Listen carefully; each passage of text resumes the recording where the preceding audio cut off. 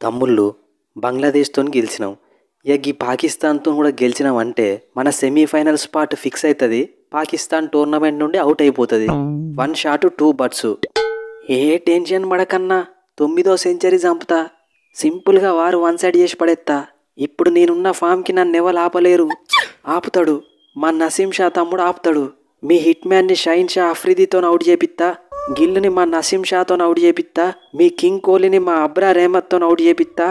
ఇక మిగిలిన వాళ్ళని ఎవరు అవుట్ చేసుకున్నా నాకు సంబంధం లేదు. ప్లాన్లు మొత్తం రెడీ చేసిన. వారు 1 సైడే. రిజ్వాను, టాస్ గెలుచుడు ఇంపార్టెంట్. మనం టాస్ గెలిచి చేజింగ్ చేస్తే మ్యాచ్ మనం గెలిచినట్టే.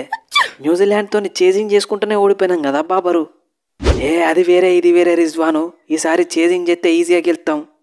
అవ్వ ఇంగ్లాండ్తో 1 డే సిరీస్ స్టార్ట్ అయినప్పటి నుండి ఇప్పటి వరకు ఒక్క టాస్ కూడా గెలవలే. గిట్లా వరుసగా టాస్లు ఓడిపోయింది కోహ్లీ బ్రో.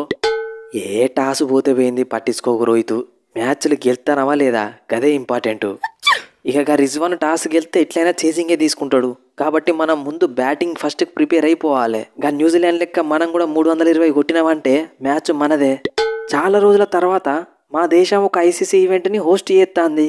అందుకే ఫస్ట్ మ్యాచ్ దేవునికి ఇచ్చినాం. ఈ మ్యాచ్ అట్లుండదు, సింపుల్గా గెలుస్తాం.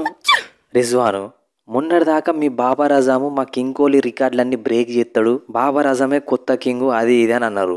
మా కోహ్లీ కొట్టిన రన్స్ల సగం కూడా కొట్టక ముందే మీ బాబర్ అజం ప్రైమ్ అయిపోయింది. మా గిల్లు జస్ట్ 50 మ్యాచ్లు ఆడే మీ బాబర్ అజం రికార్డులన్నీ బ్రేక్ చేసుకుంటూ వస్తాడు. ఆల్రెడీ 1 డే ర్యాంకింగ్స్లో మీ బాబర్ని దాటిపోయిండు. ఇంకో 50 మ్యాచ్లు ఆడిండంటే మీ బాబర్ రికార్డులన్నీ బ్రేక్ చేసి అన్నిట్లలో ముందుకు పోతాడు. ఏమైంది తమ్ముడు మీ కింగుకి? అరే రోహిత్ భాయ్, ప్లేయర్ అన్నాక అప్పుడప్పుడు ఫామ్ పోతూనే ఉంటుంది. లాస్ట్ మ్యాచ్లో కూడా మా బాబర్ రన్స్ కొట్టిండు, కాకపోతే స్ట్రైక్ రేట్ తక్కువ ఉన్నది గంతే. ఈ మ్యాచ్లో చూడు ఖచ్చితంగా సెంచరీ కొట్టింతే వాటిగానే బిసుకుతా. ఏందివే రషీదు, ఆఫ్ఘనిస్తాన్ టీము ఈ సిరీస్లో మొత్తం ఊపెత్తది కావచ్చు అనుకుంటే సౌత్ ఆఫ్రికా మిమ్మల్ని వట్టిగానే పిసికింది కదా. బౌలింగ్లో నువ్వు 10 ఓవర్లేసి ఒక్క వికెట్ తీయకపోడింది రషీదు. వాస్తవం చెప్పాలంటే మీకంటే బంగ్లాదేశ్ మాతోని మంచిగా ఆడింది. అరే రోహిత్ అన్న, ఇంతకుముందు టోర్నమెంట్లల్లో అందరూ మమ్మల్ని లైట్ తీసుకున్నారు కాబట్టి ఎక్స్పెక్టేషన్స్కి మించి పర్ఫార్మెన్స్ ఇచ్చినాం. కానీ ఇప్పుడు ఏ టీం మమ్మల్ని లైట్ తీసుకుంటలేదు. పర్ఫెక్ట్ ప్లానింగ్తో నత్తాళ్ళు. సౌత్ ఆఫ్రికాతో ఓడిపోయినాం కానీ నెక్స్ట్ ఇంగ్లాండ్ ఆస్ట్రేలియాతో గెలిచి క్వాలిఫై అవుతాం. తమ్ముడు 100 రన్లతో ఓడిపోయిల్లు. మీ రన్ రేట్ ఎక్కడో ఉన్నది. ఇక మీరేడత్తారు కానీ కనీసం ఆస్ట్రేలియా ఇంగ్లాండ్ ఏదో ఒక టీం నన్ను ఓడి చూద్దాం. ఇప్పుడు బావుమా టైం నడుస్తుంది. మమ్మల్ని గ్రూప్ ఆఫ్ డెత్లో వేసి ఆస్ట్రేలియా ఇంగ్లాండ్ క్వాలిఫై అవుతుంది అనుకున్నారు కదా. ఫర్ ఏ చేంజ్ 3 టీంలను ఓడిస్తాం, సెమీఫైనల్కి క్వాలిఫై అవుతాం. ఈ బావుమా ఉన్నంత వరకు సౌత్ ఆఫ్రికాని ఎవరు ఓడియలేరు. బావుమా బ్రో, నీకు ఎవరు పెట్టిల్లో పేరు కానీ డాన్ అని ఎక్సలెంట్గా పెట్టిల్లు. నీ కెప్టెన్సీకి నీ యాటిట్యూడ్కి హ్యాట్స్ ఆఫ్. మీ టీంలో 6 ఫీట్కి తక్కువ ఎవరు లేరు, కానీ వాళ్ళందరికీ కెప్టెన్ నువ్వు. పర్ఫార్మెన్స్ కూడా వేరే రేంజ్లో ఉన్నది. బావుమా అంటే డానే. ఈ డాన్తో మీకు మ్యాచ్ సెమీఫైనల్లోనో ఫైనల్లోనో పడుతుంది కదా, రెడీ ఉండుల్లి.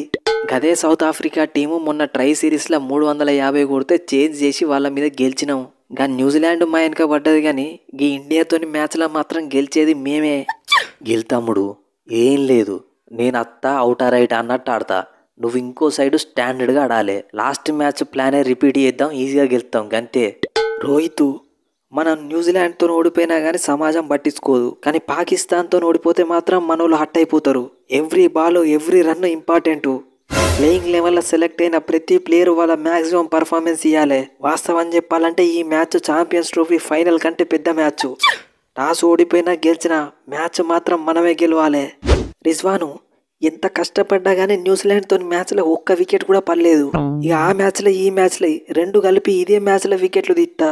నీకు రోహిత్ శర్మ వికెట్ కావాలన్నా, శుభ్మన్ గిల్ వికెట్ కావాలన్నా, శ్రేయాస్ అయ్యర్ వికెట్ కావాలన్నా. ఐసీసీ వరల్డ్ కప్లో రోహిత్ శర్మ ఎట్లా ఆడిండో ఇప్పుడు కూడా గదే మోడ్లకు పోయిండు.